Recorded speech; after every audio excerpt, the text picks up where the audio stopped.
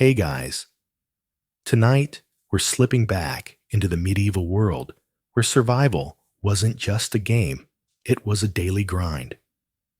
Picture yourself in a small village, the air thick with the scent of wood smoke and damp earth as the sun dips below the horizon. You're huddled by a flickering fire, your stomach growling, knowing that without the hunters and fishermen, you probably won't survive this. So before you get comfortable, take a moment to like the video and subscribe, but only if you genuinely enjoy what I do here. And hey, drop a comment with your location and local time. It's always cool to see where you're tuning in from. Now dim the lights, maybe turn on a fan for that soft background hum, and let's ease into tonight's journey together. You wake up before dawn, the chill of the morning air biting at your skin as you pull on your rough woolen tunic. The village is still asleep, but you know that out there in the dim light of the forest and along the misty banks of the river, the hunters and fishermen are already at work. These are the people who keep your belly full or at least less empty during the times when the fields yield nothing but disappointment. In medieval life, food isn't just a luxury. It's the difference between making it through the winter and becoming another name whispered in sorrow around the hearth. You trudge through the dew-soaked grass, your breath visible in the cold, and make your way to the edge of the village where the hunters gather. They're a rugged bunch, their faces weathered by years of tracking game through the dense woods. You watch as they check their bows, sharpen their arrows, and murmur quietly about the best spots to find deer or wild boar today. These aren't just men out for a bit of sport. They're the lifeline of the community. When the crops fail and they often do, it's the hunters who bring back the meat that keeps everyone going. You've seen it happen before. Last year the harvest was dismal, the grain barely enough to last through autumn. But the hunters with their keen eyes and steady hands managed to bring in enough game to see the village through the bitter months. You remember the relief on your mother's face when she could finally put a stew on the table, the rich smell of venison filling the small cottage. It wasn't just food, it was hope. But it's not just the hunters who are crucial. You turn your gaze to the river where the fishermen are already casting their nets. The water is dark and still reflecting the pale sky above. You can hear the soft splash as the nets hit the surface, the creak of the wooden boats as they bob gently. Fishing in medieval times isn't the leisurely pastime you might imagine today, with fancy rods and reels. No. This is hard, back-breaking work, often done with simple tools like hand-woven nets or even just a line and hook. You recall the stories your grandfather used to tell about the great hauls of fish that could be pulled from the rivers and lakes. Herring, trout, pike, whatever could be caught was a blessing. In coastal areas, you've heard tales of fishermen braving the rough seas to bring back cod or mackerel, their boats tossed by waves that could swallow a man whole. It's dangerous work, but without it, the village would starve. You think about how different this is from modern times.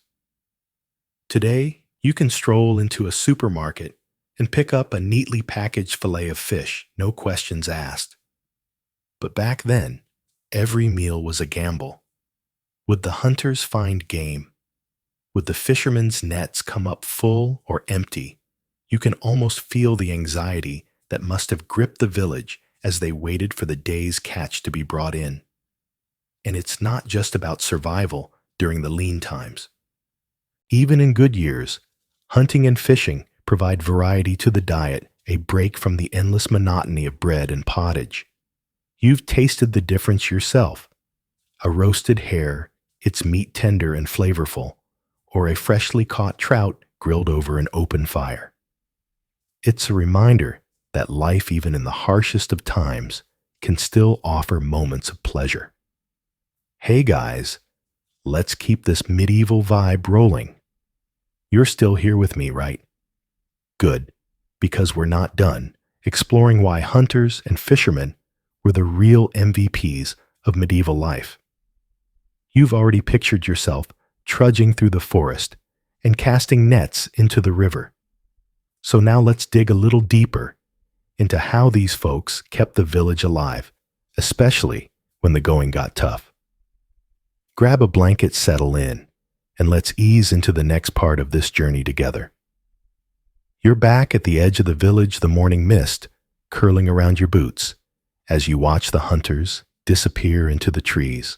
Their bows glint faintly in the dawn light, and you can't help but feel a mix of awe and gratitude. These aren't just random guys with weapons. They're the reason you're not gnawing on tree bark come February. In medieval times, food provision wasn't a given, it was a constant hustle.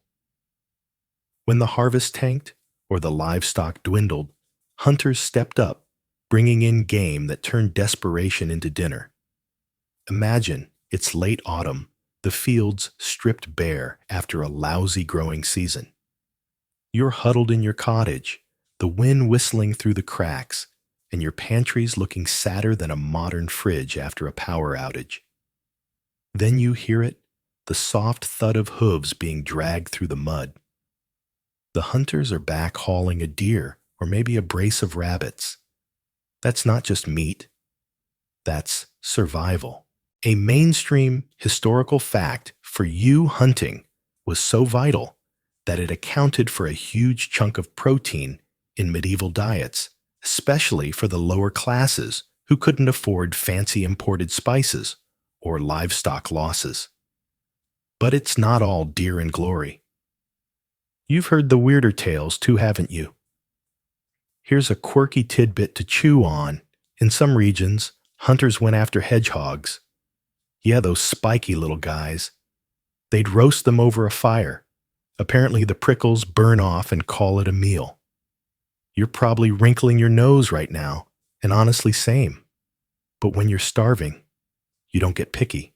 It's a far cry from ordering takeout, but it kept people alive.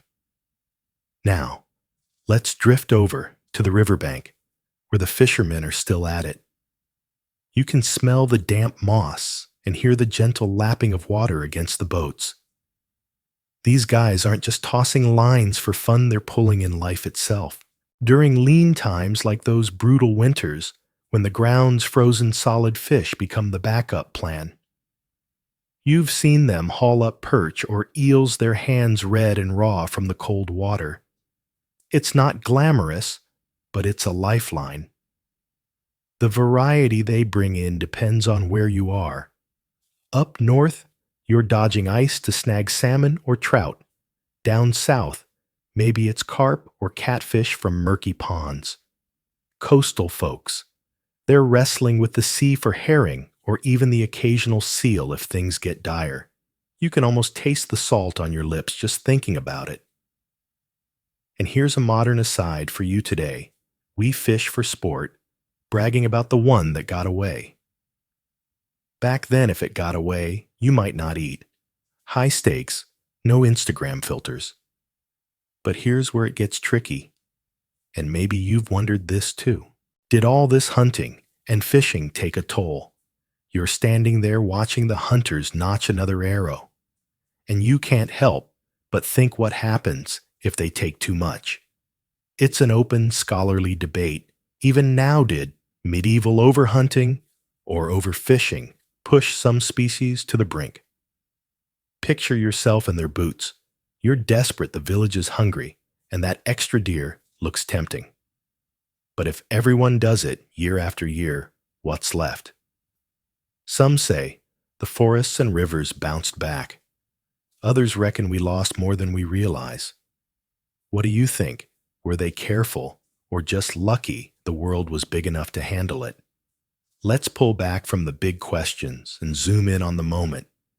You're trailing the hunters now, the crunch of leaves underfoot, the sharp scent of pine filling your lungs.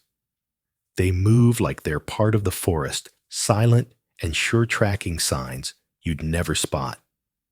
A snapped twig here, a hoof print there, it's like they're reading a book you can't even see. And the fishermen, you're back by the water, the rhythmic splash of their nets soothing in its own way.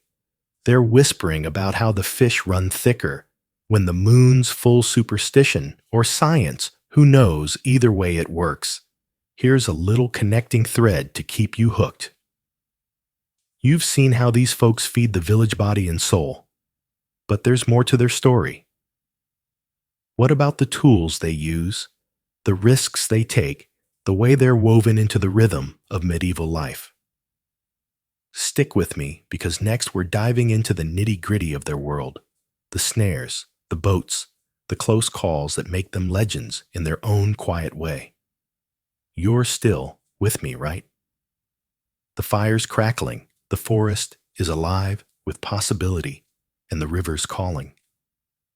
These hunters and fishermen aren't just surviving, they're keeping you alive too. You can feel it in the weight of the air, the promise of a meal carried on the breeze. So, let's keep going. Peel back another layer of this medieval tapestry and see what else these unsung heroes have in store. You stand in the heart of the village square, the air thick with the mingled scents of fresh fish, smoked meats, and the earthy aroma of damp soil.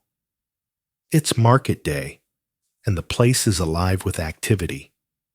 Stall holders shout their wares, their voices cutting through the clatter of wooden carts and the murmur of haggling customers. You weave through the crowd, your gaze drawn to the vibrant displays of catches from local hunters and fishermen. Gleaming fish lie on beds of crushed ice, their scales shimmering in the sunlight, while haunches of venison hang from wooden racks, the meat dark and rich. This isn't just a place to buy food. It's the economic heartbeat of the community, where the labor of hunters and fishermen transforms into coin and trade. These markets are more than a local affair. They're gateways to a wider world. The hunters and fishermen don't just feed their neighbors, they fuel a trade network that stretches beyond the village. Some catches, like a prize stag or a rare river fish, are snapped up by traveling merchants who carry them to distant towns or even the courts of nobles. A single fine haul could bring in enough silver to support a family for months. You've heard tales of a fisherman who once landed a massive pike so large it took 2 men to drag it ashore. When he brought it to market, it sparked a frenzy, fetching a price that became the stuff of legend. Such stories, though rare, show how hunting and fishing could turn sweat into wealth. But this bustling trade doesn't run wild and free. Step closer, and you'll see order beneath the chaos. In many medieval villages, guilds or local councils keep a tight grip on hunting and fishing. They license who can sell, check the quality of the catches, and guard against overexploitation, ensuring rivers and forests aren't stripped bare. You spot a guild master weaving through the stalls, his stern gaze sizing up a pile of trout. These groups also set prices and settle disputes, keeping the market fair and steady. It's a system that binds hunters and fishermen to rules, but it also protects their livelihoods, making sure the economy doesn't falter. Now let's widen the lens a bit, because the ripples of this trade touch more than just the market square. Every catch supports a web of workers who never set foot in the wild. Blacksmiths hammer out hunting knives, and fishhooks their forges glowing late into the night. Carpenters craft sturdy boats and mend nets torn by rocky riverbeds. Tanners cure hides from deer and boar, turning them into leather for boots or belts. Each craftsman depends on the hunters and fishermen, and in turn supplies the tools that keep the cycle spinning. It's a dance of mutual need, and it keeps coins flowing through the village like water through a mill. Speaking of cycles, you've surely noticed how the seasons sway these markets. Come spring, when rivers thaw and fish spawn, the stalls brim with bounty trout salmon and wriggling eels, their scales still wet with river water. Prices dip low, and even the poorest can savor a fresh meal. But in winter, when ice locks the rivers and game hides deep in the woods, the haul shrinks. Stalls grow sparse, prices climb, and the village leans on smoked fish and salted meat to scrape by. Autumn, though, is a hunter's golden hour. Forests teem with deer and boar, fattening up for the cold, and the market buzzes with abundance. These shifts shape not just what's sold, but how the whole community lives. And who's behind those stalls turning catches into coin? While men often brave the woods and waters, women hold their own in the market's hum. They gut and clean fish with swift, sure hands, salt meat to last through winter, or smoke it over slow fires until it's rich and tender. Some even take charge running stalls and haggling with the best of them. You've seen them, sharp-eyed and steady-voiced, swapping a brace of rabbits for a sack of barley, or driving a hard bargain for a string of perch. In a world where roles often split by gender, these women prove the economy thrives on everyone's grit. Here's something odd to picture. In some markets, fish don't just lie there. They swim. Merchants haul barrels sloshing with river water, packed with live trout or carp kept kicking until a buyer picks their supper. You can almost hear the splash as a customer points and the fish is scooped out still flapping. It's a clever trick from a time before iceboxes, and it kept the catch as fresh as the moment it left the water. Little quirks like this make you wonder, what else did they dream up to keep trade alive? But how big a deal was all this really? Scholars still tussle over it.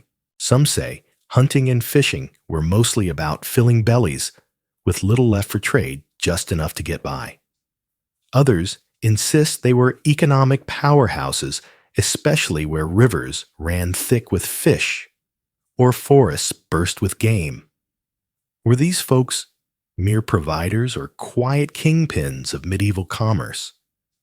It's a question that lingers, and maybe you've got a hunch of your own by now. Whatever the truth, you can't miss how these markets pull people together. Neighbors swap gossip over a pile of pheasants. Kids dodge through the crowd, chasing a loose chicken, and a bard strums a tune, fishing for tips. It's loud, messy, and alive, a stage where trade and talk mix freely. Watch a woman trade eggs for a string of fish, or a man barter a rabbit for new boots, and you see it. Hunting and fishing don't just feed bodies. They knit the village into something stronger. Yet this isn't the full story. Beyond the clatter of coins and the market's roar, there's a deeper thread to pull. Hunting and fishing don't stop at economics. They weave into the very soul of medieval life. Picture nobles chasing stags through the woods for bragging rights, or peasants netting fish side by side, splitting the haul with a laugh. These aren't just jobs. They're markers of who people are, from the grandest lord to the humblest villager. Curious good, because that's where we're headed next. So, as the sun dips low and the market quiets, you feel it. There's more to uncover. How do these pursuits light up the lives of the mighty and the meek? What makes them matter beyond the coins they earn? Stick with me, because in Section 3, we'll plunge into the social significance of hunters and fishermen. And trust me, it's a tale that'll hook you from the start.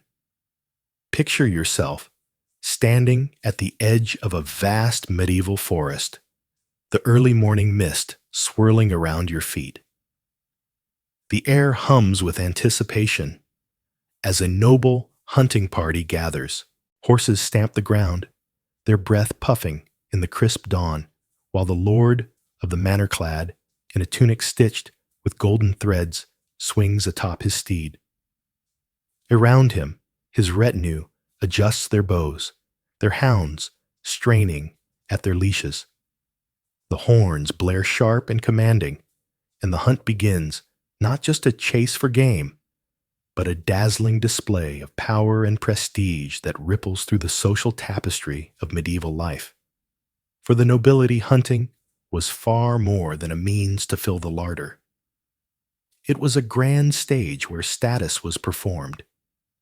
To track a stag or boar through tangled woods demanded skill, courage, and no small amount of wealth.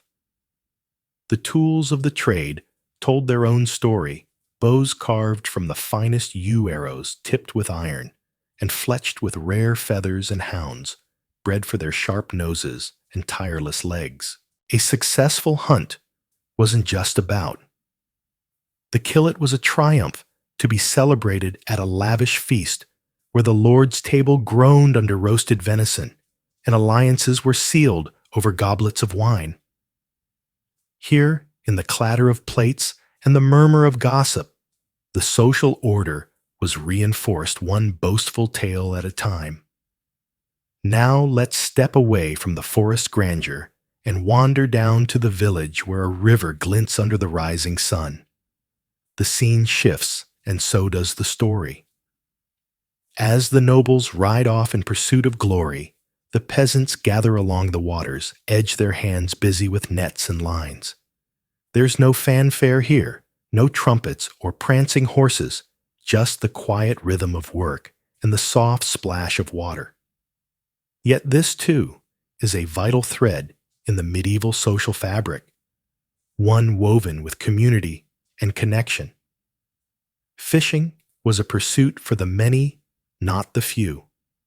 Unlike the exclusive hunts of the elite, it welcomed all who could cast a line or mend a net.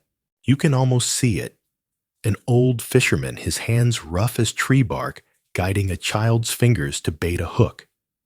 Women laughing as they weave new nets from flax, their voices carrying over the current.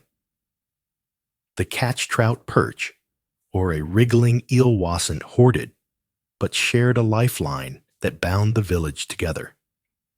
In these moments, by the water, survival became a collective act, and the riverbank a place where stories were swapped as freely as the day's haul.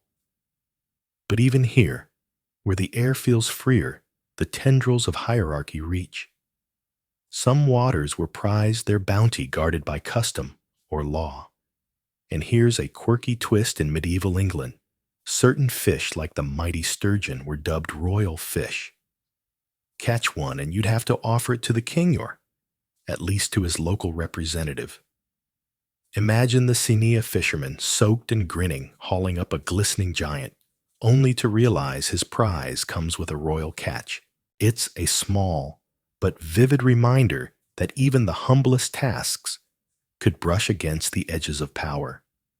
Let's pause here because there's more to this than meets the eye. These pursuits, hunting and fishing, weren't just daily chores or noble games. They were stitched into the very calendar of medieval life. Seasons for hunting followed the church's rhythm tied to saints' days or the turning of the harvest. Fishing, too, had its moments of ceremony. Think of the fish days when meat was off the table and the catch became a sacred staple.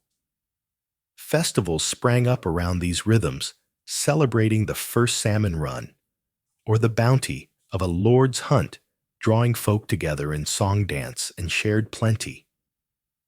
In these gatherings, you can hear the heartbeat of a society that found meaning in the chase and the cast. Yet not all was harmony.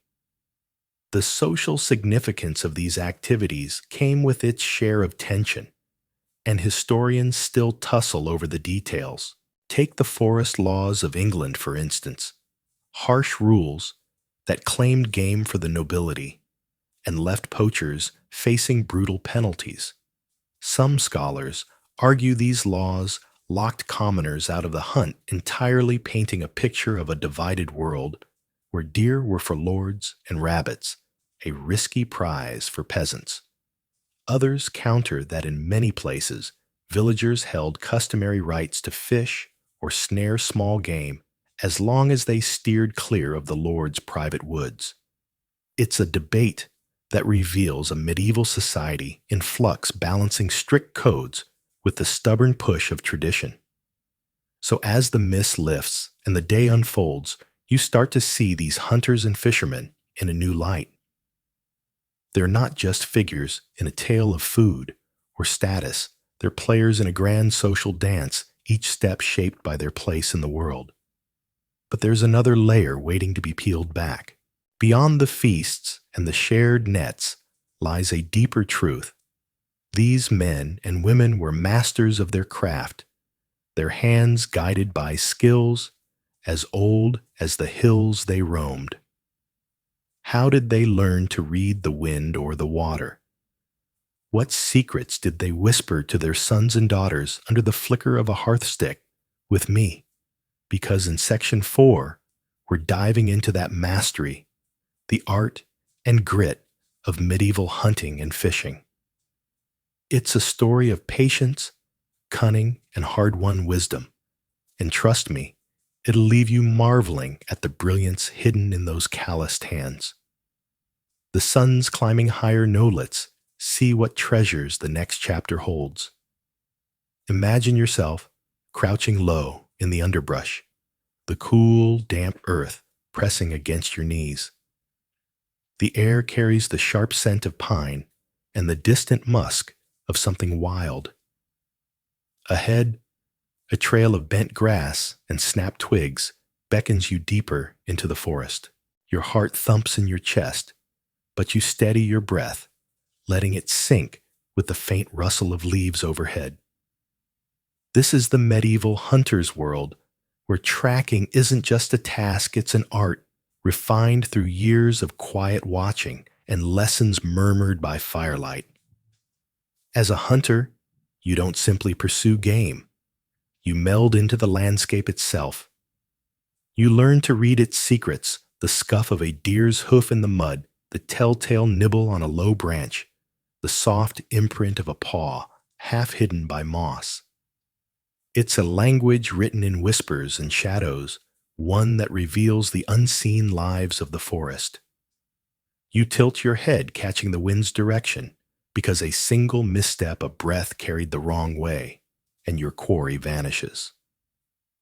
This is mastery born of patience, a skill that turns you into a ghost among the trees.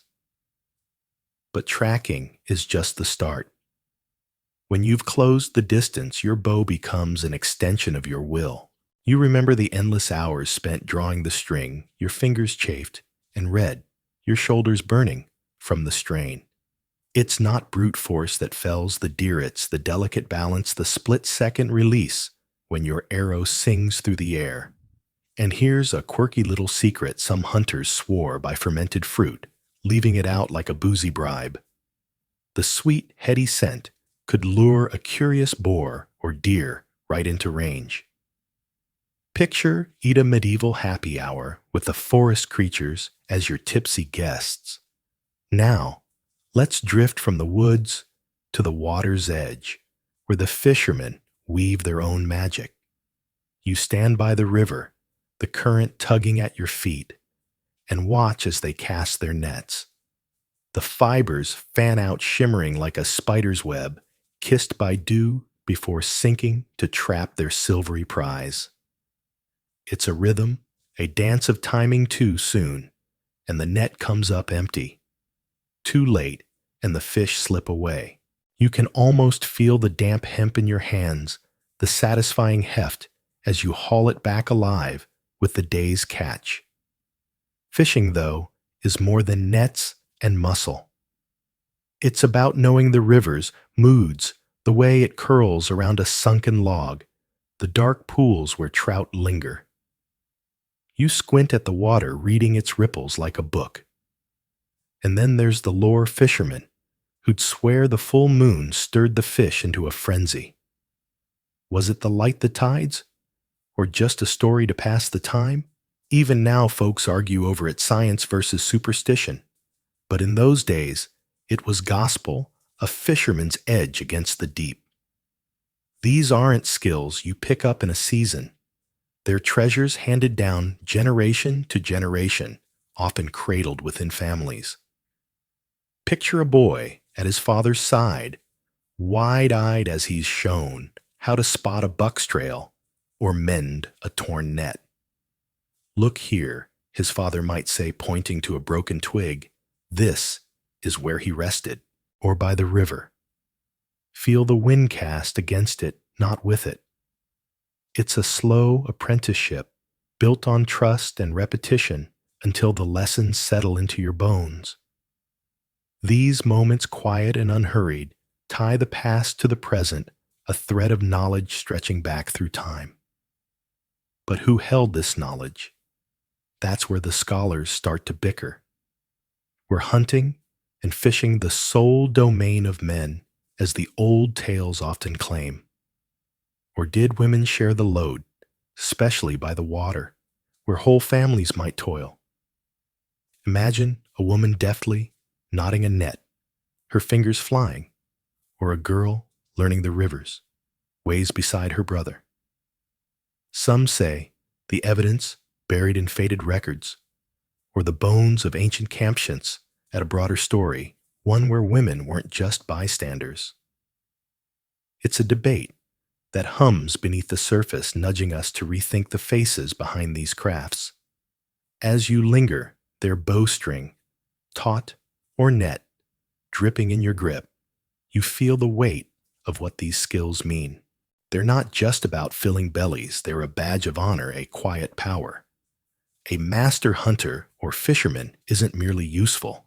They're revered, their wisdom, a beacon in a world ruled by nature's whims. You can sense the pride in their stance, the way they move with the land rather than against it. It's a bond, a pact with the wild that sets them apart. And yet, this mastery has another side, one that ripples beyond the hunt or the haul. Because when the horns of war sound, these same skills, stealth, patience, and eye for the terrain, become weapons of a different sort. You've heard the whispers, hunters slipping through enemy lines like wraiths, fishermen guiding boats through treacherous waters to outfox a foe. It's a shift from peace to peril, and it's where our story turns next. So as the sun dips low, painting the forest gold and the river silver, you hold on to this moment. These skills are a lifeline, a dance with the earth and water that defines a people. But they're also a promise of survival, of triumph in the struggles ahead. In Section 5, we'll step onto the battlefield where the hunter's silence and the fisherman's cunning meet the clash of steel. For now, though, rest here in the gentle rhythm of the wild and let the mastery sink in. You're standing on a hill, the damp grass tickling your boots, gazing down at the army sprawled across the valley. The wind carries the snap of banners and the distant clank of armor, a restless hum rising from the chaos below. But it's not the shining knights or the ranks of foot soldiers that catch your eye. It's the figures at the edges, slipping into the shadows of the forest or crouching by the riverbank. These are the hunters and fishermen, their quiet skills now bent to the brutal rhythm of war. You depend on their stealth and waterway savvy in battle, and tonight they'll prove just how vital they are. Picture yourself trailing a hunter as he glides into the trees. His boots barely whisper against the earth. His eyes sharp and searching. Every snapped twig or scuffed patch of moss tells him a story. In peacetime, he'd stalk deer or hare, but now he's a scout slipping past enemy lines to count their campfires or spot their supply wagons. You can feel the weight of his silence, the way he holds his breath, as a patrol stomps by, oblivious to the shadow in the underbrush. One misstep and the hunt turns on him, but he's too good for that too, seasoned by years in the wild. Sometimes, though, he doesn't just watch. You see him draw his bow, the string taut against his fingers, waiting for the perfect heartbeat to loose an arrow. A sentry slumps silently, never knowing what struck him. It's a grim twist on the hunt this prey. Now wears chainmail instead of fur. But the craft is unchanged. Patience, precision, a dance with the land itself. These hunters don't clash in the open. They're the unseen hands that tilt the scales, their arrows and traps as deadly as any sword. As the forest fades behind you, your gaze shifts to the river, winding through the valley. Down there, the fishermen are busy their boats, bobbing gently as they load barrels and bundles under the cover of dusk. You watch them shove off oars, dipping into the water with barely a ripple. They know this river like an old friend, every curve, every shallow, and tonight they'll ferry troops across to a spot the enemy never dreamed of guarding. The bridges might bristle with spears, but these men slip through the cracks, their knowledge a secret weapon in the dark. And it's more than just crossings. Along the coast, fishermen turn their humble boats into tools of chaos, darting out to harass enemy ships or smuggle messages through the mist. You can almost taste the salt in the air as they row their silhouettes, swallowed by fog, evading the lumbering galleys of the foe. Or imagine them at a river ford, casting nets not for fish, but to snare the legs of charging horses, turning the water into a snare. It's clever, resourceful, their lives on the waves, now a lifeline for the war effort. Here's something to tuck into your thoughts during the 100 Years' War. English longbowmen often hailed from rural lands where hunting was second nature. Their skill with the bow, sharpened on wild game, became a scourge on the battlefield. At places like Agincourt, their arrows fell like a deadly hail-piercing armor and pride alike. It's a clear thread how the hunter's quiet art could roar in the din of war, shaping history, one shot at a time. But there's a stranger tale too. In some sieges, fishermen found themselves plunging into moats, the cold water closing over their heads as they hunted for fallen arrows or probed the castle's submerged weak points. You can feel the shiver down your spine, the murk pressing in. As they dive, every second a gamble. It's a small, odd job in the grand sprawl of war. But when the walls won't fall, these desperate dives could tip the balance. Yet as you linger by the water's edge, a question hums in the air. Did these men choose this, or were they pulled into it? Historians can't quite agree. Some say hunters and fishermen were naturals for these roles, scouts and boatmen born of their trades, stepping up for king or country. Others argue they were conscripted, their skills too valuable to leave idle, their lives reshaped by force. Perhaps it's both a mix of duty and draft, their fates knotted like a fisherman's line. What do you reckon? Were they shadows by choice, or pressed into the dark? The battle drums are distant now, but you feel the weight of their work settling in. Hunters and fishermen with their stealth and waterway tricks are more than just cogs in the war machine. They're the unseen pulse keeping the fight alive. And yet their story doesn't end here, amid the clash and clamor. Back home, another struggle waits, one woven into the land and water they know so well. In Section 6, you'll step into that quieter fight, the push to balance the wild spaces they rely on, where every arrow and net carries a deeper cost. So, as the army stirs below and the boats glide into the night rest, here a moment. Let the breeze carry away the tension and sink into the thought of these men hunters stalking through shadows, fishermen threading the currents, bridging the wild and the war with every step. Their skills are their strength, their burden, their gift. Sleep now and dream of the edges where the battle turns. Imagine yourself standing at the edge of an ancient forest where the air hums with the scent of damp earth and fallen leaves. Tall trees stretch upward, their branches weaving a canopy that softens the sunlight into gentle dappled pools on the ground. In the distance, a deer freezes its ears, flicking toward the rustle of leaves. This is a world where every twig, every breath of wind is part of a fragile dance, and the hunters who tread these paths know one truth: to take too much is to unravel it all. Step deeper into the shadows, and you can almost feel the weight of time settling around you. These woods have whispered their secrets to countless generations hunters who learned that the forest's gifts come with limits. Take too many deer, and next year's hunt might yield only silence. Strip the river of its fish, and the waters could turn empty and still. It's a rhythm as old as the earth itself, a balance carved into every arrow drawn and every net cast. But this harmony wasn't accidental. It grew from the careful hands and watchful eyes of those who depended on it. Picture a hunter gliding through the underbrush, his steps soft as a whisper against the moss. He's followed a stag's trail for hours, hoof prints pressed into the soil, a nibbled branch swaying in the breeze. At last he spots it, a proud buck antlers gleaming like a crown in the morning light.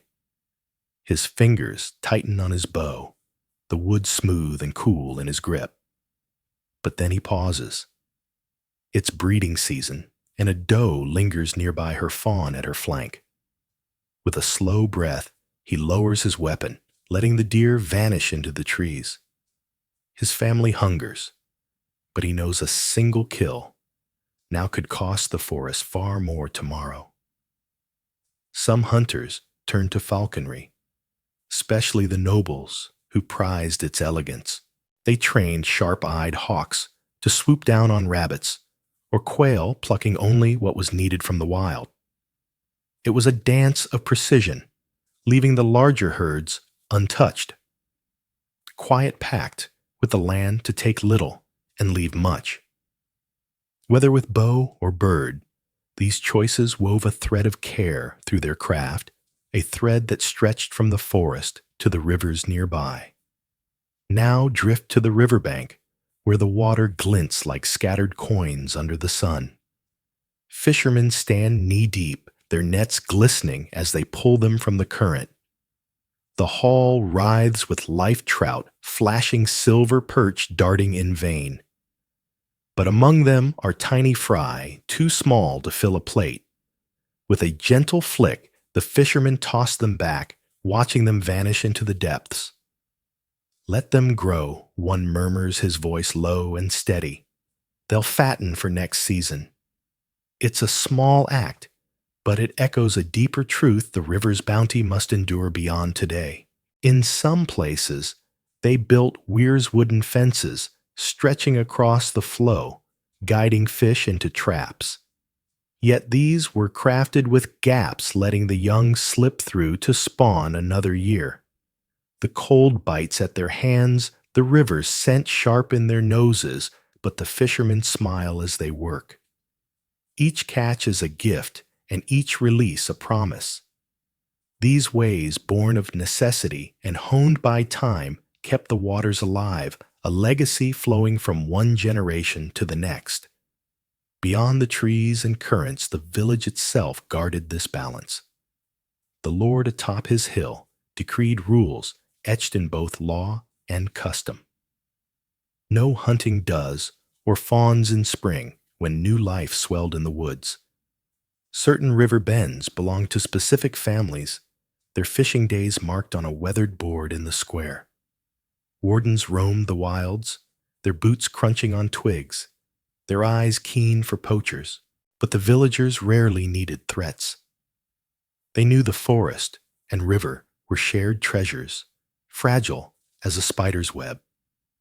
In lean years, these laws tightened like a lifeline, holding the community steady. Yet there was more than practicality at play. Here's something older, woven into the tales they told by firelight. As the flames crackle and the night deepens, listen to their voices soft and rhythmic.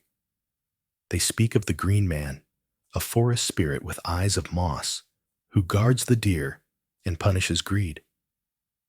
Before a hunt, a man might kneel by an oak, its roots twisting like ancient hands, and leave a crust of bread or a splash of ale. By the river, they whisper of nymphs, their laughter rippling in the waves, watching over the fish. Tie a ribbon to a willow, they say, and the lady of the stream might bless your net. These quirks of faith bound them to the wild, a reminder that it was alive, worthy of reverence. But did they truly understand what they were doing? Or was it simply survival? Scholars today sift through dusty records, their debates, as lively as the rivers once were. Some point to old charters, rules, on hunting quotas, fishing seasons, proof of a deliberate care for the land. The Domesday Book of 1086 paints a picture of a world teeming with game and fish sustained for centuries. Yet others shrug, with so few people and so much wilderness depletion was a distant worry. Move on if the deer thinned, they say, or cast nets elsewhere. Still thriving villages rooted in place for lifetimes hint at something more, a blend of instinct and intent that kept the balance intact. The evidence is a patchwork laws, like the Forest Charter of 1217 curbing noble excess, side alongside stories of barren woods and silent streams. Perhaps they stumbled at times, learning through hunger what plenty had taught them to forget. Maybe it was both a people who watched the seasons turn, who felt the pulse of the wild, and who in their own rough way kept it beating. But as you linger on their world, a shift begins to stir a hum of change that would soon ripple through their lives. For even as they held this balance, the medieval tapestry was unraveling. New tools gleamed on the horizon, stronger bows, wider nets boats that could conquer deeper waters. These promised abundance, but at what cost? Could their old ways withstand the pull of progress, or would the web they'd tended so long begin to fray? Rest now, and let the forest's quiet hold you.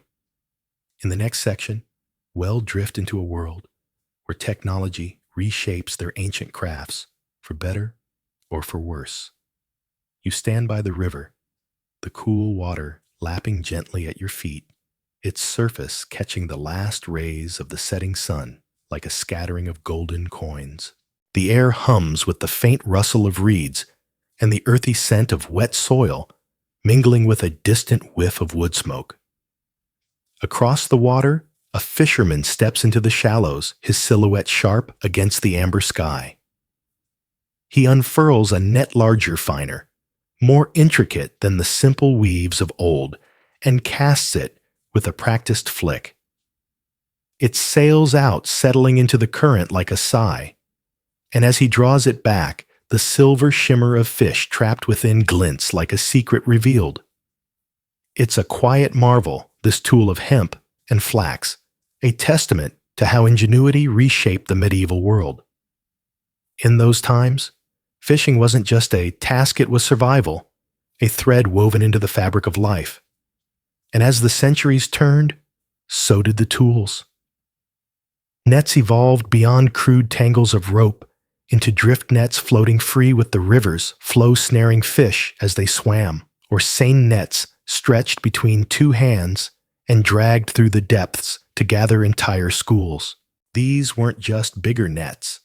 They were smarter, turning effort into abundance. Picture it, a fisherman hands rough from years of toil hauling in a catch that could feed a village. It's a far cry from the sleek rods and reels we know today. But to them, it was a revolution away to coax more from the water than ever before. And there's more to this watery tale. Step closer to the bank, where the river bends and slows, and you might see a weir wooden lattice rising from the streambed, guiding fish into a trap as neatly as a shepherd herds his flock. Or perhaps a fish trap tucked into a quiet eddy, its woven walls waiting patiently for the tide to deliver its prize. These were the silent partners of the fisherman working tirelessly even when he slept. It was a kind of alchemy, setting a structure in place and returning to find it brimming with life, as if the river had whispered its bounty into being. As the river's song fades into the evening, hush, let's turn our steps toward the forest, where the hunters too were finding new ways to master their craft. Imagine yourself beneath a canopy of ancient oaks, the air crisp with the scent of moss and the faint musk of unseen creatures. A hunter kneels in the shadows, his hands steady on a crossbow weapon as elegant as it was deadly. Unlike the longbow, with its demand for strength and years of skill, the crossbow was a gift to the everyman. A lever to cock it, a trigger to loose it, and a bolt that could pierce armor or bring down a stag. You can almost hear it, the soft creak of the string, the sharp thwack as it fires. It opened the hunt to all, not just the seasoned few, and changed the rhythm of the wild. But the crossbow wasn't alone in this shift.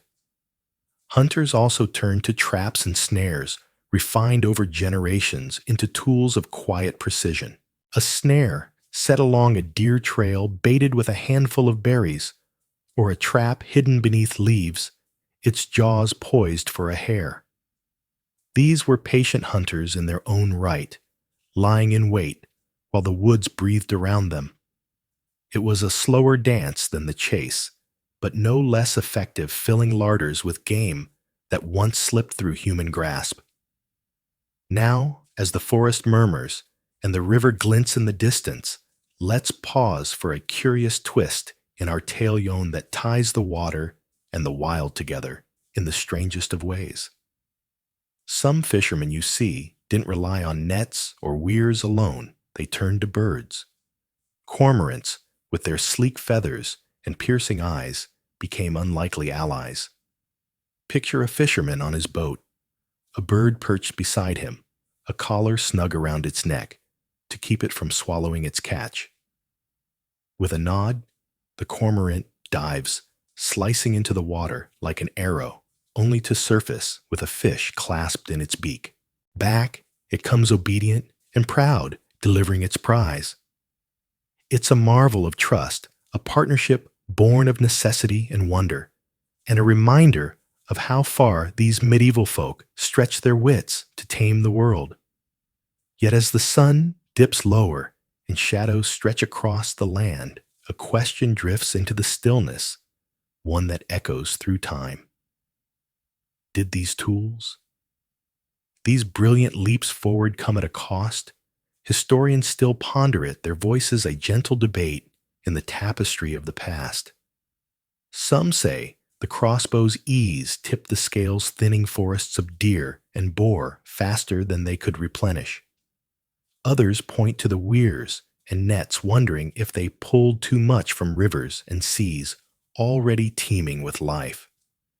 But there are those who argue the wild was vast, then the human footprint light, that these tools merely met the needs of a growing world, not a greedy one. It's a puzzle without a clear answer, a whisper of caution in an age of progress. And so, as we linger here between water and wood, we see more than just tools at work. These advancements were a bridge, crossing from the old ways to the new, a reshaping of how people met the wild. They didn't just catch fish or fell game. They wove a new thread into the story of survival, one that rippled beyond the riverbank and the tree line.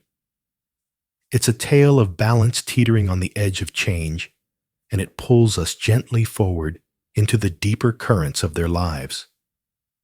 That's where our journey turns next. Beyond the gleam of nets and the twang of crossbows lies a world unseen, a realm of spirit and belief that bound these hunters and fishermen to the land they knew so well. In Section 8, we'll step softly into their rituals, their whispered prayers to the rivers and the woods, and the sacred ties that made every catch every hunt a moment of connection. So as the stars begin to dust the sky and the night wraps us in its quiet embrace, let's drift onward into a story where the wild was more than a resource. It was a living, breathing partner in their dance. Imagine it's dawn, the world still cloaked in a gentle hush. You're standing by a river, the mist swirling softly around your feet, the water glimmering like a sheet of glass beneath the first light. A fisherman kneels at the edge, his rough hands cradling a small clay bowl. He dips it into the current, letting the cold water spill over the brim, then raises it high.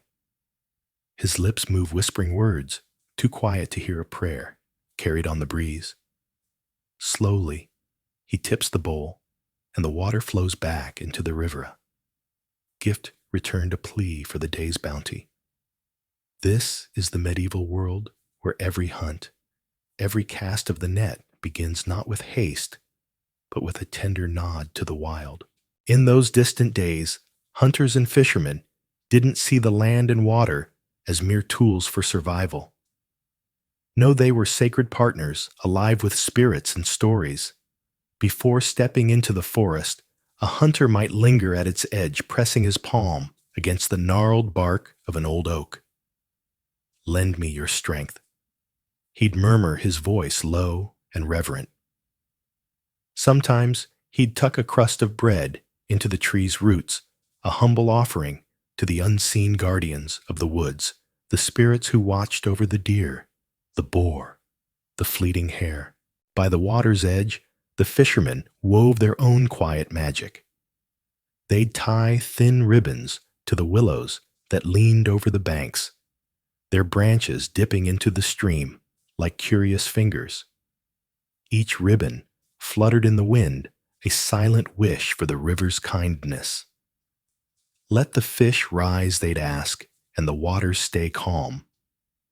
Some would sprinkle herbs into the flowdill for luck, fennel for plenty, watching the green specks drift away, carrying their hopes downstream. It was a rhythm of respect, a way to honor the river before seeking its gifts. These weren't just habits. They were a language, a way to speak to the wild. Around a crackling fire, you might hear a hunter tell of the green man, his face carved in leaves, his gaze sharp from the shadows. He was the forest's soul, and to take from his domain without permission was to court ruin. A fisherman might whisper of the lady of the lake, her voice, in the ripples, her mood, as shifting as the tide. To ignore her was to risk a net pulled back empty, or worse, a sudden squall. And here's something curious to tuck into your dreams. Some hunters held that the first catch of the season wasn't theirs to keep. They'd carry it deep into the woods and leave it at the foot of a sacred tree, perhaps an ash or an elder, or bury it in the soft earth. It was a tithe, a token of thanks to the spirits. A small thing, you might think, but it was a promise they'd take only what they needed, never more trusting the wild to renew itself in return. Picture it, the rustle of leaves overhead, the scent of moss and damp soil, a quiet offering left behind as the hunter retreats his steps, light with gratitude. This thread of belief runs deeper still. It tied them to the land and water in a partnership we can scarcely fathom today. The forest wasn't just a hunting ground. It was a living tapestry woven with their footsteps and prayers. The river wasn't just a source of fish. It was a lifeline, its currents pulsing with their trust. Each ritual, each whispered word was a stitch in that bond, holding it fast through the seasons. But what did it all mean? Historians sit by their own firesides, turning the question over like a smooth stone. Some say these practices were clever practicality dressed in mystery. Leaving the first catch or sparing a doe with her fawn wasn't just reverence, it was a way to keep the wild abundant, a balance struck through instinct and care. Others argue It was pure wonder, a way to name the unnameable, to feel less alone in a world so vast and untamed. Perhaps it was both wisdom wrapped in awe, a harmony that let them thrive where we might falter. Let that thought settle over you, soft as a blanket. As the sun climbs higher, spilling gold across the water, you can almost feel their presence, the hunters pausing at the tree line, the fishermen watching their ribbons sway. They didn't just live off the land. They lived with it, their days steeped in a quiet sacred dance. And so, as the river hums its endless song, we linger here a moment longer. But their story doesn't end by these familiar banks or beneath these known trees. That same reverence, that same trust in the wild would soon call them beyond to uncharted lands where new spirits waited whispering in the wind. In our next chapter, we'll follow their trails into the unknown, where the echoes of their rituals guided their steps. For now, they'll rest here. Let the murmur of the water and the rustle of the leaves cradle you into sleep, dreaming of a time when every hunt, every cast, was a sacred thread in the weave of the world. Imagine yourself standing at the edge of a medieval village, the soft hum of daily life, clinking tools, distant laughter, the crackle of a fire fading into a gentle whisper behind you. Beyond the last wooden hut, the world stretches out wild and untamed. The maps of the time simply stop their edges, curling into blank spaces where legends are born. This is the realm of the unknown, a vast and shadowy expanse that beckoned only the boldest of souls. Among them were the hunters and fishermen of the medieval era, men and women whose hearts beat with a quiet but relentless drive to explore, to discover, to step beyond the familiar. Consider the Vikings, those fierce yet curious souls from the icy fjords of Scandinavia. They were not just warriors, but master seafarers, their longships slicing through the cold, dark waters of the North Atlantic. With sails billowing like the wings of great birds, they ventured to places no one in their villages had ever seen. Iceland with its stark volcanic beauty, Greenland cloaked in frost, and even the distant shores of North America, a land of mystery centuries before Columbus would claim his fame. These hunters and fishermen relied on the sea's bounty hauling in cod and whale to fuel their journeys. The salt stung their skin, the wind roared in their ears, and the stars above guided their path. Their exploration carved new chapters into the story of the world, proving that the unknown was not a barrier, but an invitation. What stirred these individuals to leave the safety of the known? For many, it was the promise of abundance, new hunting grounds where deer roamed in untouched forests or rivers teemed with fish unseen by human eyes. For others, it was the call of the horizon, that shimmering line where the sea kissed the sky, whispering tales of waters rich with life. Yet beneath these practical desires burned a deeper fire, a yearning to test the limits of their world, to peel back the veil of shadow and see what lay beyond.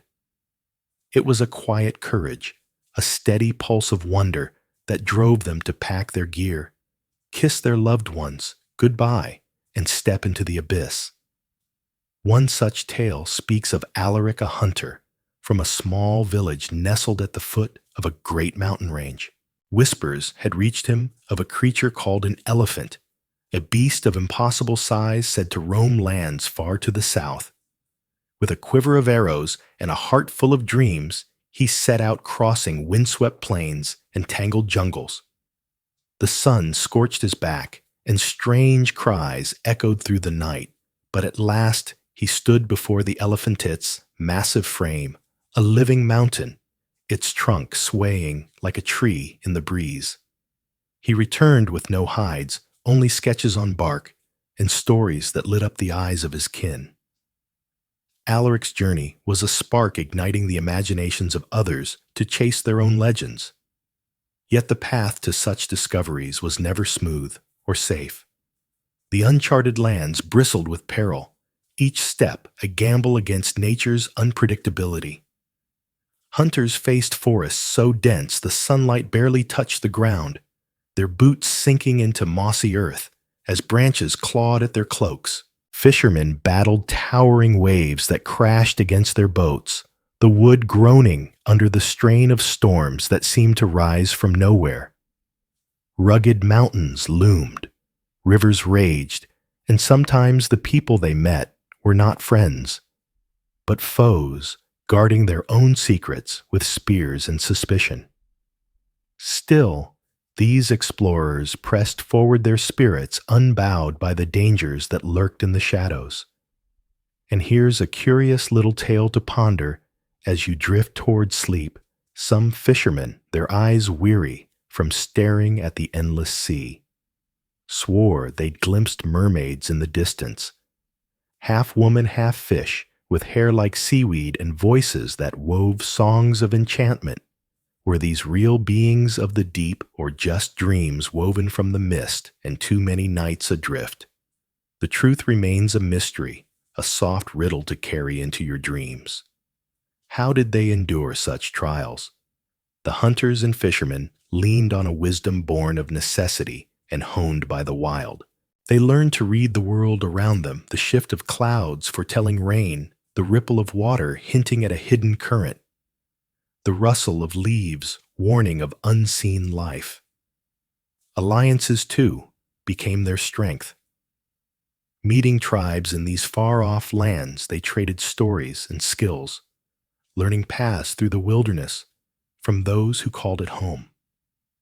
Each misstep taught them more. Each success sharpened their craft.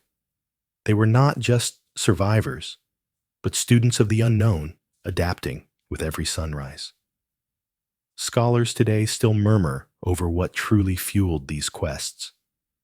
Was it survival, a desperate need to find new resources as old lands grew scarce? Or was it something purer, a spark of curiosity, an ache to know what waited beyond the edge of the map? Some argue it was pragmatism, hunt, or starve fish, or fade.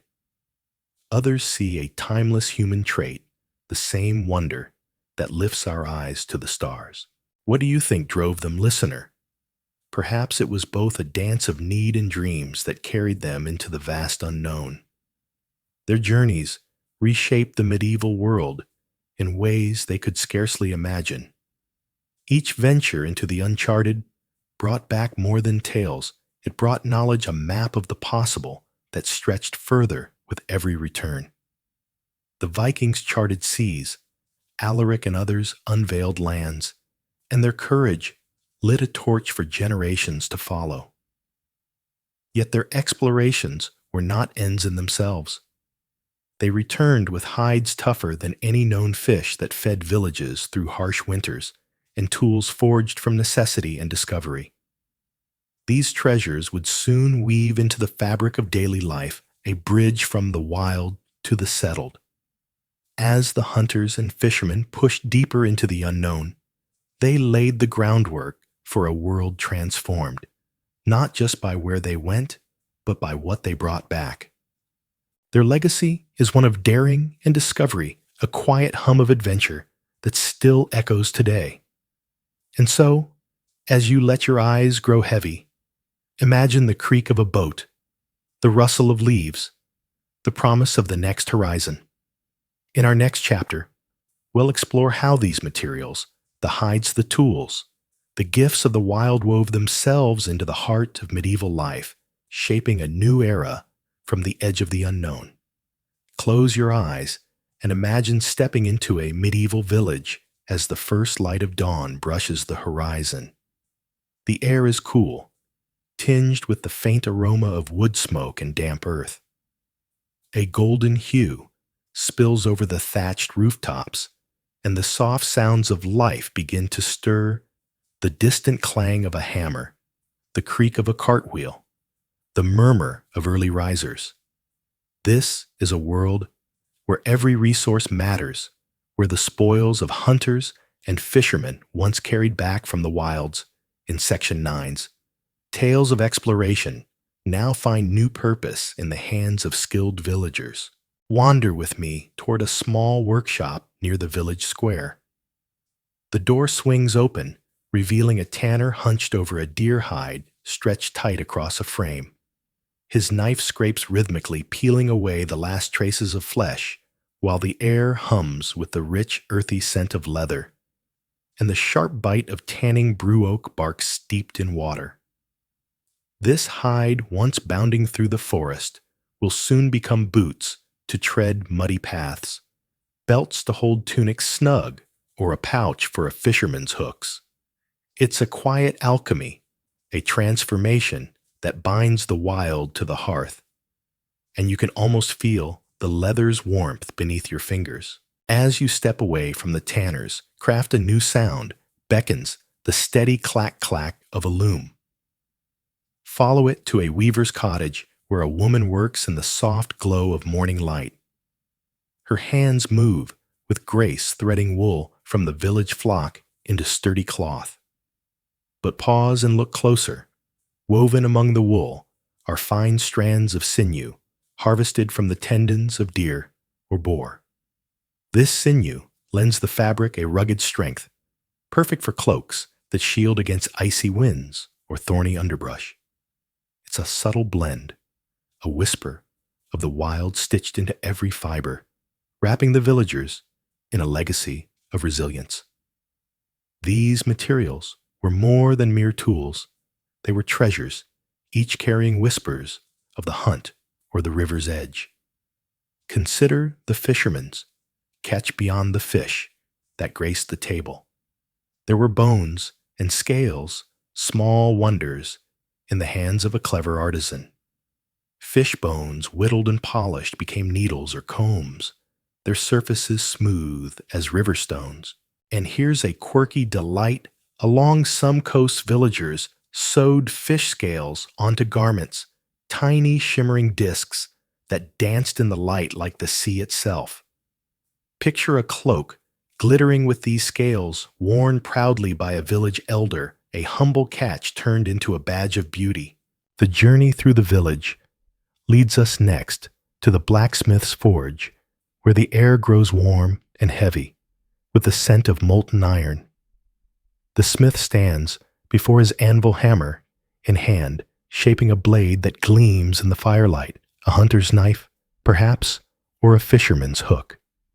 The iron comes from nearby hills, but the design is a gift from those who roam the wilds. A fisherman might ask for a hook with just the right bend to snare a darting trout, while a hunter seeks a blade balanced for both strength and speed. Each tool is born of necessity and trust, a partnership glowing red-hot in the forge's embrace. These crafts ripple outward, connecting the village to the wild beyond. The hides, the sinew, the bone is their threads in a delicate tapestry sustained by the courage of those who ventured forth. Without their hauls, the tanner's hands would still, the weaver's loom would fall silent, and the smith's fire would dim. It's a harmony of survival, a rhythm as steady as the heartbeat of the village itself. But as you stand here, breathing in the mingled scents of leather and iron, a question drifts into the stillness. How deeply did these materials shape the medieval world? Scholars today debate this gently, their voices like a breeze through time. Some insist these resources were the lifeblood of trade and progress. A single hide tanned and sold could bring silver to a village's coffers, sparking wealth and possibility. Others murmur that their role was smaller, a humble footnote to the might of fields and swords. Yet here, amid the clatter and hum of the village, it feels undeniable these materials were the quiet strength that stitched a community together, their worth measured in every step, every seam. Let that thought settle over you like a soft cloak. The sun rises higher now, bathing the village in golden warmth, and the sounds of life grow richer. The tanners scrape the weavers, clack the smiths' steady beat. It's a lullaby of labor, a melody woven from the gifts of the wild, cradling the villagers in its gentle embrace. For now, we linger in this moment, wrapped in the village's hum. But the story of these materials doesn't end here in the hands of tanners and smiths. Ahead lies a new chapter where these hides and tools step beyond the forge and loom into the realm of song and art. In Section 11, we'll drift into the flickering light of a bard's fire, where the lives of hunters and fishermen are spun into tales and tapestries, their legacy echoing through time. Rest now, though. Let the glow of the forge and the scent of leather guide you into sleep, dreaming of a world where every material held a story, every tool a song.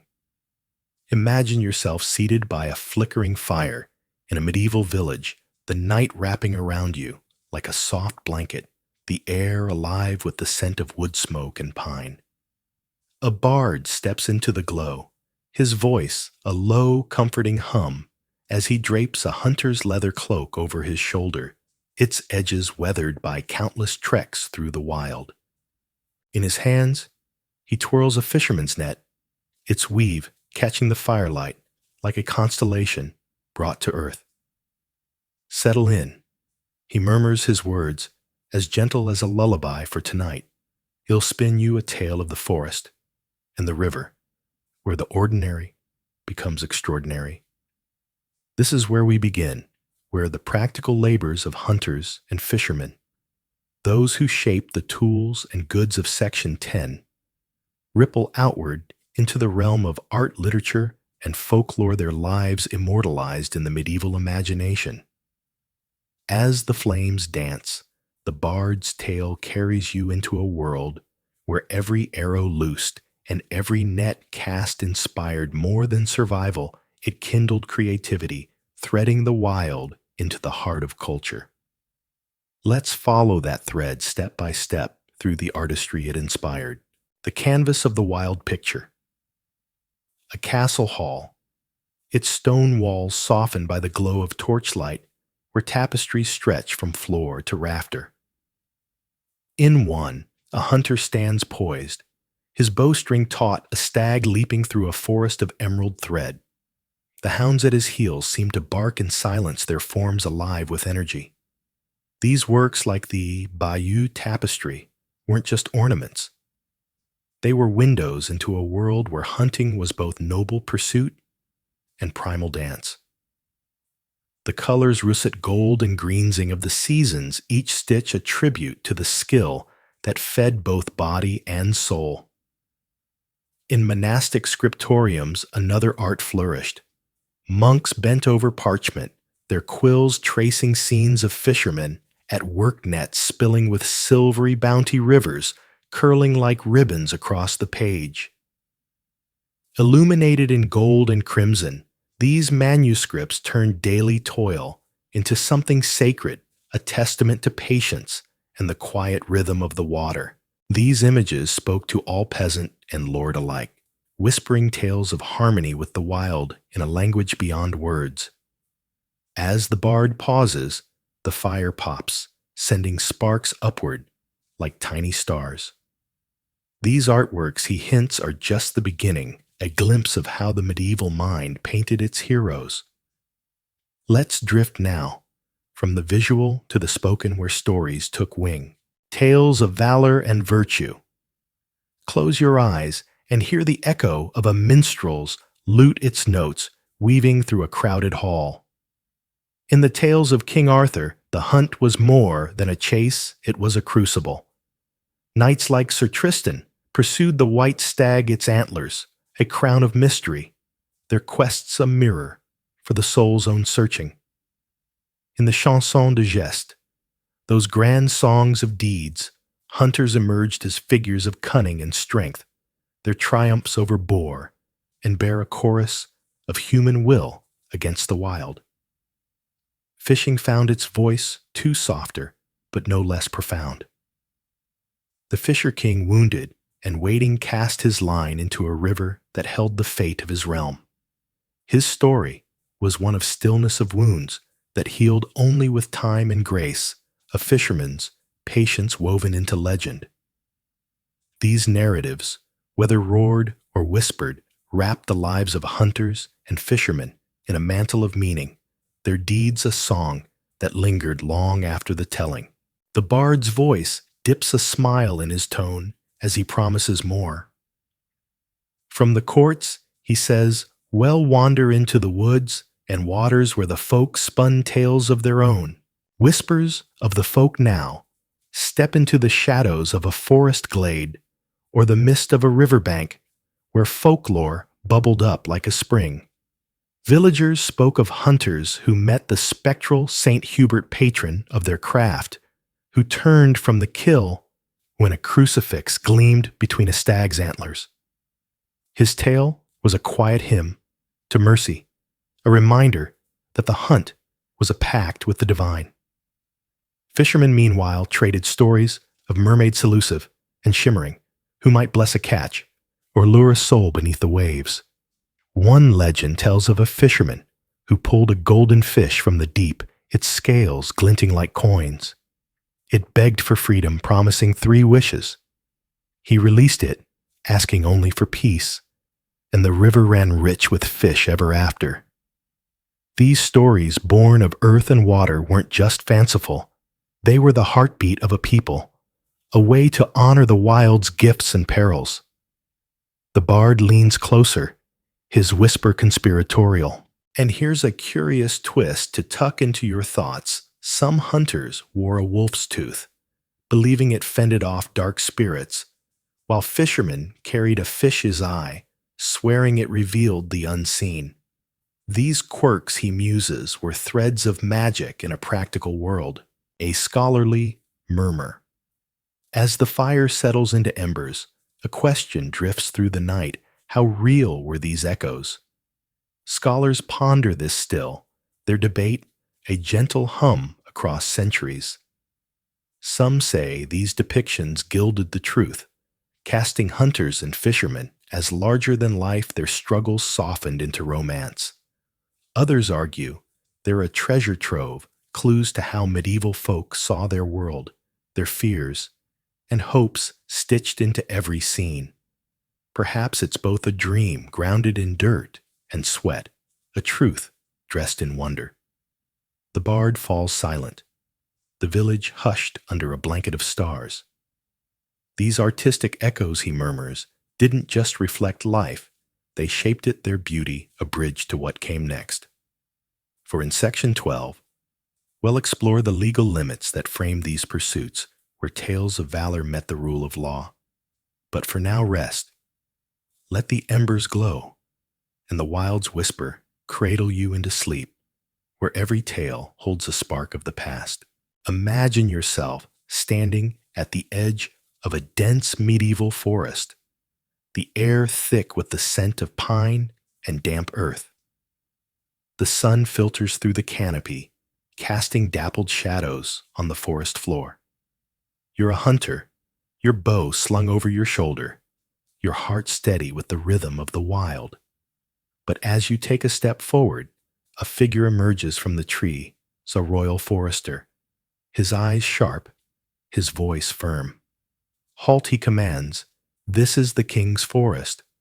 No hunting here without a license. The weight of his words settles over you like a heavy cloak, a reminder that in this world, even the wild is bound by the law. This is the medieval landscape, where the thrill of the hunt and the cast of the net were not free for all. Laws as unyielding as the stone walls of a castle governed who could hunt, where they could fish, and how they could do it. These rules, etched into the fabric of society, shaped the lives of hunters and fishermen. Their every step a dance with permission and peril. Let's wander through this world of legal limits, where the wild was both a gift and a guarded treasure. The king's forest, A hunter's boundary picture. A vast expanse of woodland, its borders marked not by fences, but by ancient oaks and the whisper of royal decree. In England, the forest laws cast a long shadow over the land. These laws, enforced by the king's foresters, claimed entire forests as royal hunting grounds, where only the monarch and his chosen few could pursue game. The deer, the boar, the hare. They were the king's, creatures their lives protected by the weight of the crown. For a commoner to hunt in these woods was to risk everything. Poaching was a crime that could cost you dearly. Imagine the scene: a villager desperate to feed his family slips into the forest under the cover of night. He notches an arrow, his breath shallow, his eyes scanning the shadows. But the snap of a twig betrays him. A forester's boot a hand on his shoulder. The punishment: a fine that empties his pockets, or worse, the loss of a hand, a mark of shame for daring to take what was not his. In some tales, the penalty was death, a stark warning to others who might tempt fate. Yet even in this world of restrictions, there were cracks of light.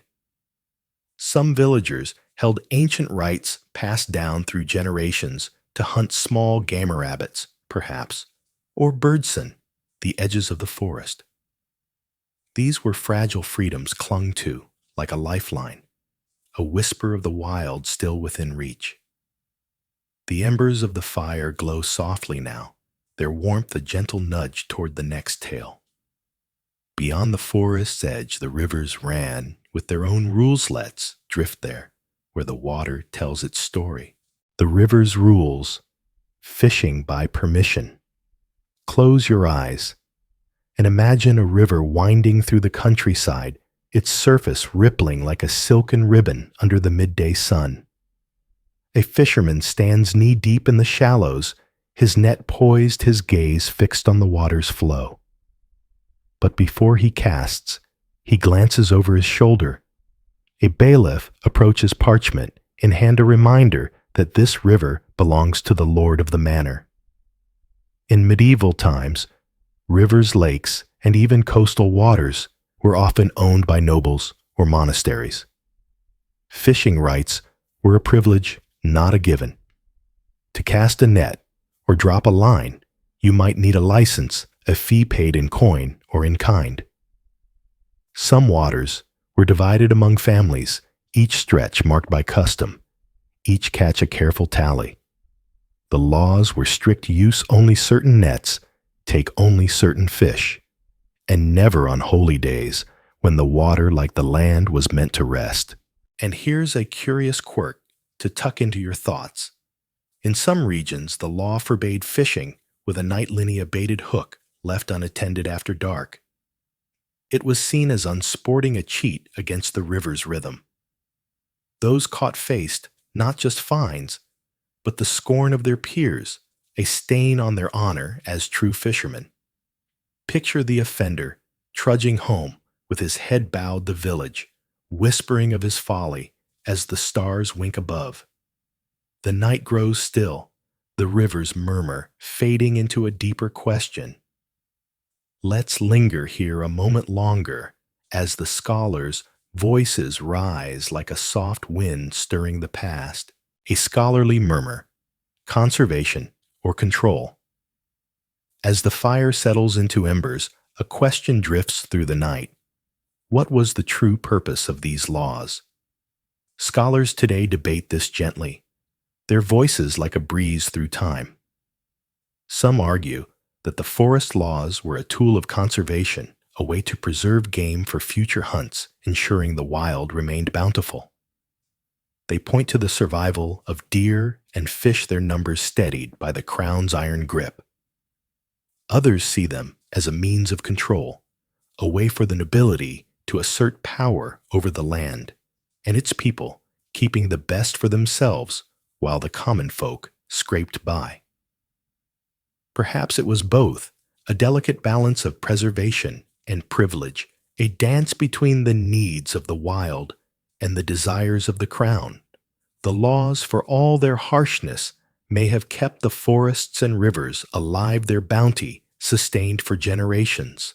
Or perhaps they were a gilded cage locking away the wild's gifts behind walls of parchment and power. Imagine the hunter and fisherman standing at the edge of their worlds, their hands bound by invisible chains. Did they feel protected or imprisoned? The bard's voice softens a promise woven into his words.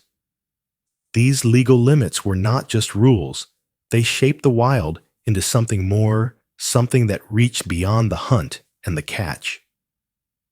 Let's step forward now into the remedies born from this bounded world, where the forest and river offered healing in their shadows, from limits to healing, a whisper of what's to come. Feel the cool night air against your skin as the village fades into quiet. The hunters and fishermen bound by law were more than seekers of game. They were gatherers of secrets, their pursuits entwined with the cures of their time. Deer antlers ground into powder were said to mend broken bones. Fish rich with oil soothed aching joints. These were the wild's gifts turned from prey to potion, their stories stretching beyond the laws that held them. In Section 13, we'll wander into this world of health remedies, where the forest and river whispered cures to those who listened. The legal limits we've explored tonight set the stage, their boundaries shaping not just the hunt, but the healing that followed. For now, rest. Let the crackle of the fire and the rustle of leaves carry you into dreams, where every law holds a story, every limit a lesson. Imagine stepping softly into a healer's hut, nestled at the edge of a medieval village. The door creaks open, and a wave of scents greets Udreed lavender, the musk of earth, and a hint of something sharp like iron warmed by the sun. In the flickering light of a low fire, shelves come into view, laden with jars of clouded potions, twists of herbs, and odd treasures. From the wild, a deer antler, a vial of amber oil, a feather tucked beside a bone. The healer moves with quiet purpose, her pestle grinding against a mortar, a gentle scrape that lulls the air. This is where the catches of hunters and fishermen found new life, not just as food, but as medicine woven into the fabric of survival and care. In this world, the wild was more than a provider of meat. It was a healer's ally, its gifts transformed by skilled hands into remedies for the sick and the weary. Let's drift into this soothing tale where antlers mended bones, fish, oil, eased joints, and the line between sustenance and cure blurred into a whisper. The hunter's harvest strength from the forest picture. A hunter trudging back from the deep woods, his breath fogging in the crisp air. Slung over his shoulder is a deer, but it's the antlers that catch the healers, eye-jagged, sturdy, a symbol of the forest's might. These weren't mere ornaments, they were medicine. Ground into a fine, chalky powder, deer antlers were thought to heal fractures, their essence believed to seep into the body and coax bones back together. The healer takes them, her fingers brushing the rough surface, then sets to work grinding them down with care. Mixed with a spoonful of honey or a splash of wine, this gritty blend was fed to the injured, small, earthy ritual of hope. The hunter's bag held other secrets too. Boar, liver dark and glistening, was prized for purifying the blood, while bear fat melted into a thick salve soothed muscles worn from labor. Imagine that salve warming your skin, its faint wild scent, a reminder of the bear's strength now lent to you. These cures tied the people to the land, each remedy a thread in a tapestry of resilience. The fire pops softly, a comforting sound that bridges the hut's stillness. The forest gifts were potent, But the rivers held their own cures. Let's wander there next, where the water's bounty shimmered with promise. The fisherman's cure healing from the depths. Now imagine standing by a river, the air cool and damp against your face. A fisherman hauls in his net fish, flashing silver as they thrash against the weave. Some will simmer in a stew, but others are destined for the healer's hands. Fish oil pressed from the plumpest catches glows like liquid gold in her vials. A few drops slick and rich were taken to ease the creak of stiff joints, a remedy as old as the rivers themselves. Feel the relief it might bring, the slow unwinding of tension after a long day. Then there were the otter cures. Eel skin, stretched and dried, was wrapped around the throat to hush a stubborn cough, its smooth texture a quiet shield against the cold. Perch gall, tiny and bitter, found its way into brews to cool a fever. These were the river's whispers passed from fisherman to healer, from water to weary soul. Here's a quirky tidbit. To nestle in your mind, some villagers swore that a fish side dried and strung on a cord could fend off the evil eye. Picture a fisherman wearing one, a tiny glassy charm, swaying with each step, a peculiar shield against unseen ills. It's a strange small delight, a glimmer of the medieval imagination at play. The hut grows cozier. The fires glow a blanket over the night. These remedies born of forest and stream spark a gentle question when the scholars still ponder. Let's linger here in the soft hum of debate, a quiet debate. Wisdom or wishful thinking. As the healer stirs a potion, the mortar's rhythm steady as a heartbeat, a thought drifts through the air. Were these cures, science or superstition? Scholars today lean close their voices, a soothing murmur across centuries. Some point to the fish oil rich, in properties we now know soothe inflammation and nod to the wisdom of experience. Others see a tapestry of belief, where antler powder and eel skin were more comfort than cure, their power rooted in faith rather than fact. Perhaps it was both a dance of trial and trust. The antlers might not have fused bones, but the act of healing, the care poured into each dose, could lift a spirit sagging under pain. In a time when sickness was a shadow without a name, that lift was medicine enough. Imagine the hunter and fisherman, their labor cradled in the healer's hands. Their catch is a lifeline in a fragile world. The tale winds down, the hut's warmth a gentle embrace. These remedies were more than mixtures. They were stories, each one a testament to the wild's quiet power. And as the village slept, that power found new shapes one's well soon explore. A hint of joy, from remedies to recreation.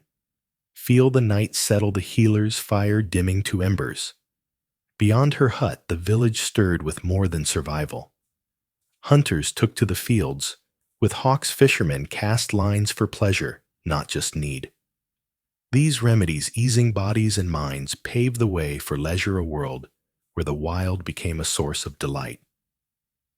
In section 14, we'll step into that playful realm where the forest and river offered not just healing, but happiness. For now, let the scent of herbs and the fire's last glow cradle you into rest, where every cure whispers a tale of the wild. Imagine yourself standing at the edge of a medieval village as the sun dips below the horizon, painting the sky in hues of orange and pink. The cobblestone streets fall quiet, now disturbed only by the occasional cluck of a hen settling into her roost. A soft breeze weaves through the air, carrying the warm scent of freshly baked bread from a nearby cottage, blending with the earthy whisper of the forest beyond. Some villagers sit by their doorsteps, mending fishing nets with deft fingers, the twine slipping smoothly through their hands. Others sharpen hunting knives, the rhythmic scrape of metal on stone, a gentle lullaby against the evening's calm. The day's labors of tending fields or brewing remedies from Section 13 air behind them, and the air hums with the promise of rest and recreation. As the twilight deepens, a new sound pierces the stillness, drawing your ears toward the woods. A horn rings out, its clear resonant note echoing through the dusk. It's the call to the hunt, a pastime cherished by nobles and commoners alike, though each in their own way. Let's follow that sound, drifting away from the village and into the shadowed embrace of the forest, where the grand spectacle of a noble's hunt unfolds. The lord of the manor, resplendent in a velvet tunic dyed deep crimson, leads the charge atop his steed, its mane rippling like silk in the fading light. Knights in gleaming armor, their lances catching the last glints of day, ride proudly beside him. Ladies in flowing gowns, their laughter a melody on the wind, join the procession astride gentle palfreys. The lord's cloak billows behind him, embroidered with gold thread that shimmers like captured sunlight. His horse's bridle jingles with silver bells, a merry counterpoint to the hunter's excited chatter. The hounds bound ahead, baying with eager delight, their tails wagging like metronomes of joy. This is no mere quest for sustenance, it's a pageant of prestige, a display of wealth and power. For the nobility, the hunt is a chance to showcase their skill, strengthen alliances, and lose themselves in the exhilarating dance of the chase. But the horn's echo fades, and a softer call beckons us elsewhere, toward the river that winds like a silver thread through the village's heart. Let's wander there now, leaving the forest's grandeur behind, to witness a humbler but no less joyful scene unfolding on the water's edge. The river's surface shimmers with the day's last light, reflecting the sunsets, fiery palette in a mesmerizing glow. The air grows cool, heavy with the scent of damp earth and the faint briny tang of fish. A group of villagers gathers on the bank, their faces etched with the day's toil, yet softened by smiles. They cast their lines into the water, with unhurried grace, the gentle plop of bait meeting the surface, blending with the lapping of waves. Laughter ripples among them, mingling with the river's song.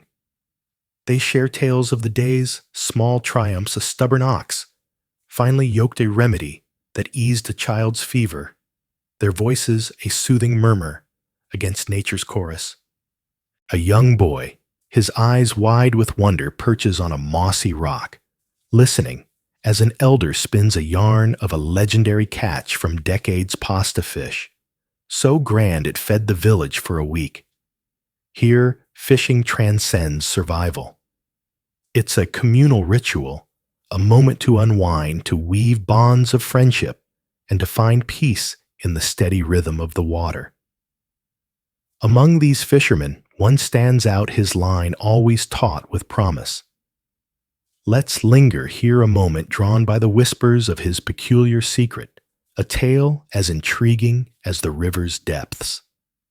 This fisherman swears by a secret bida, curious blend of herbs and cheese he claims lures the biggest fish from their hiding places. His companions chuckle softly, their skepticism tempered by the undeniable heft of his daily haul. He guards his recipe like a treasure, but hushed rumors spill forth a dash of ale for richness, a sprinkle of crushed lavender for allure, and perhaps a pinch of sea salt said to whisper of distant oceans to the river's denizens. Some swear he murmurs a charm over the mixture, invoking the spirits of the water with a conspiratorial grin. Whether it's the scent, the superstition, or a touch of medieval magic, his line dances with activity, tugging gently as fish rise to the bait. His friends let the mystery linger their amusement, a warm thread in the evening's tapestry, a quirky reminder of the ingenuity and whimsy woven into these leisure pursuits. Yet as we bask in this riverside glow, a question ripples beneath the surface, much like the fish below. Did everyone share in such joys? Let's pause to ponder this, drifting into the musings of scholars who sift through history's currents. Historians debate whether leisure like this was truly within reach for all their voices, as lively as the river's flow. Some insist it was a privilege of the nobility grand hunts and lavish fishing trips, the domain of those with time and gold to spare. They point to royal decrees that fenced off forests and streams reserving game and fish for the elite. Yet others uncover traces of a different story in dusty village records festivals where the liberty of the chase was granted, letting common folk pursue rabbits and hares with handmade bows. Fishing, too, had its communal days times of plenty when rights tied to noble lands eased, and villagers gathered to cast nets together, their bounty shared in feasts beneath the stars. These glimpses suggest that leisure, though shaped by class and custom, found ways to bridge divides, offering moments of respite and joy to many. It's a debate that invites us to imagine the lives behind the tales, the hands that held the bow or line, and the hearts that beat with anticipation. And so, as night falls, fully cloaking the village in a velvet hush, these scenes of hunt and catch linger in our minds. The stars twinkle overhead, tiny lanterns in the vast sky, and we can almost hear the echoes of medieval laughter. The nobles, triumphant, shout the villagers' quiet jest by the river. These pursuits, whether cloaked in pageantry or wrapped in simplicity, wove threads of joy and connection through medieval life. They were more than fleeting pastimes. They were traditions that took root, passed down through generations like heirlooms of the spirit. As we drift toward sleep, cradled by the gentle rhythm of these stories, let's wonder how these moments of leisure have shaped the ages, their echoes threading into the legacy we'll explore in Section 15. Rest now, and let the night carry you forward. Picture yourself lying beneath a canopy of stars, the night air cool and soft against your skin, a gentle breeze carrying the distant murmur of a river. The world is hushed, save for the occasional chirp of a cricket or the rustle of leaves, as if nature itself is settling down to rest. Tonight, we linger in the medieval world one last time, tracing the quiet legacy of its hunters and fishermen, those who roamed the forests and waded the waters, their lives intertwined with the wild. Their story doesn't end with the fading of their era. It stretches forward, touching our lives in ways both subtle and profound. So let's drift together into their lasting echoes, starting with a tradition that still takes flight today. Falconry, a quirky thread through time. Close your eyes and imagine a misty morning in a medieval valley, the air thick with the scent of dew-kissed grass. A figure stands silhouetted against the dawn, a leather glove on one hand, a hooded falcon perched patiently on the other. With a soft word and a flick of the wrist, the bird launches into the sky wings, slicing through the fog, a hunter in its own right. This is falconry, an ancient art that found its heart in the medieval world. A partnership between human and hawk, a bond forged in trust and tempered by the wild. That bond hasn't faded. Today, falconers still walk the fields, their birds soaring above a living link to the past. The practice has shifted, no longer a tool for filling larders. It's now a craft, a quiet rebellion against a world that moves too fast. The falcons, hawks, and eagles still answer the call, their flight, a reminder of a time when survival depended on such harmony. And here's a quirky little secret. To tuck into your dreams, in medieval England, your rank decided your bird. a king might command the noble gyr falcon, its white feathers gleaming like snow, while a lowly servant may do with a kestrel, small but fierce. It was a feathered hierarchy, a status symbol that fluttered through the skies. The wind shifts, carrying the cry of the falcon away, and we turn our gaze from the heavens to the earth below. Let's wander there now to the rivers and woodlands, where another legacy unfolds, one that sparks whispers among scholars even today. A scholarly debate harmony, or harm. Feel the moss beneath your feet as you stand at the edge of a medieval forest, the trees stretching tall and ancient around you. Sunlight spills through the branches, painting the ground in golden patches, while a deer pauses in the distance, its breath a faint mist in the cool air. Nearby, a fisherman draws his net from the river, the water glinting like a mirror as fish tumble into his boat. This was their world a place of bounty, but not without limits. The hunters and fishermen of the time took what they needed guided by tradition, yet their actions left ripples that scholars still ponder. Some historians sit by candlelight, their voices soft but firm, insisting that these medieval folk were guardians of the wild. They point to laws that protected young game, to customs that honored the land, suggesting a balance born of necessity and respect. Others shake their heads, their tones hushed, yet insistent, arguing that the wild paid a price. Forests thinned by relentless hunts, rivers drained by eager nets. The truth, perhaps, is a tapestry of both, woven from moments of care and moments of excess. It's a legacy that invites us to wonder, how do we shape the world we touch, and what echoes do we leave behind? The river flows on its waters, carrying us forward, blending the past with the present. Let's follow its current now to see how these ancient ways still ripple through our lives, quiet but enduring. Echoes in the modern wild. Imagine yourself beside a modern lake at dusk, the sky a watercolor of pinks and purples, the water lapping gently at the shore.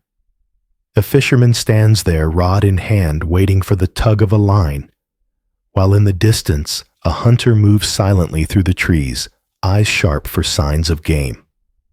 The tools are new carbon rods and steel-tipped arrows, but the instinct is old, a thread pulled tight across centuries. Conservation laws, shaped by the lessons of history, guard the wild, now ensuring that the hunt and the catch leave room for tomorrow. Yet it's more than the act itself that lingers. It's the stillness, the patience, the way the world slows when you step into nature's embrace. The medieval hunter tracking a stag through the snow, and the fisherman mending his net by the fire, knew this feeling, a connection to something vast and timeless. Today, we seek it too, in the quiet of a forest or the rhythm of a cast line. Their legacy isn't just in what they took, but in what they gave us, a way to listen to the wild, to find peace in its presence. The night deepens, the stars growing brighter overhead, and we near the end of our tale. The hunters and fishermen of the medieval world, with their calloused hands and weathered hearts, have left us a gift, a story of survival, of skill, and of the delicate dance between man and nature. As you let your thoughts drift, picture their world fading into ours, the forest and the river merging with the hum of your own breath. Their legacy lives on in the traditions we carry, the wild we protect, and the dreams we weave as sleep draws near.